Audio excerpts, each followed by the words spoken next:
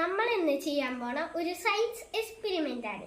ഈ സയൻസ് എക്സ്പെരിമെന്റിന് വേണ്ടത് തിരി, കോയിന്, വെള്ളം, പിന്നൊരു ഗ്ലാസ്. ഓക്കെ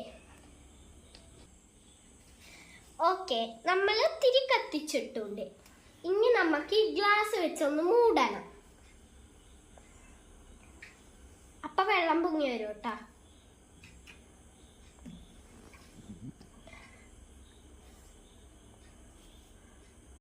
പേര് oxygen and air pressure experiment. ഈ എക്സ്പെരിമെന്റ് അങ്ങനെ തന്നെ എന്താണെന്ന് ചോദിച്ചാൽ